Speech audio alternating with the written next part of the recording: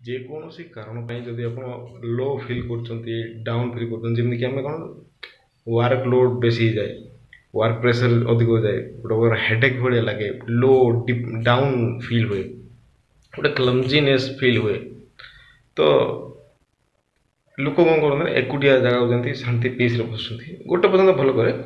କିନ୍ତୁ କେତେଟା stage in ଥାଏ ଯେଉଁ ଷ୍ଟେଜ୍ରେ କି ଆପଣ ଡିପ୍ରେସନ୍ରେ ପଳାନ୍ତି, ସେ ଏଙ୍ଗଜାଇଟିରେ ଡେଭଲପ୍ ହେଇଯାଏ।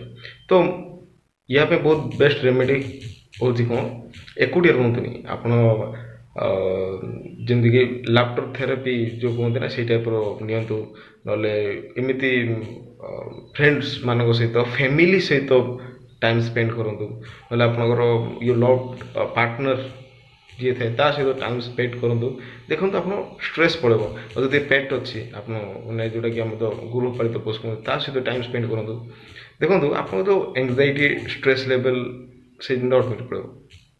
ଯେତେବେଳେ ୱାର୍କ ଲୋଡ୍ ଅଧିକ ହୋଇଯାଏ, ଷ୍ଟ୍ରେସ୍, ଷ୍ଟୁଡେଣ୍ଟ ମାନେ ଅଧିକ ଯେଉଁମାନେ ବେଶୀ ପାଠ ପଢ଼ନ୍ତି, ପୁରା ଏକ୍ସଜଷ୍ଟେଡ୍ ହେଇଯାଆନ୍ତି, ସେଇ ଟାଇମ୍ରେ ଏଇ ଜିନିଷ ରେମେଡ଼ି ଆପଣଙ୍କୁ କି ସାଙ୍ଗମାନଙ୍କ ସହିତ ବୁଲନ୍ତୁ, ଏକୁଟିଆ ରୁହନ୍ତୁନି, ଗୋଟେ ଜାଗାରେ ତ ବସନ୍ତୁନି ସେମ୍ ପ୍ଲେସ୍ରେ।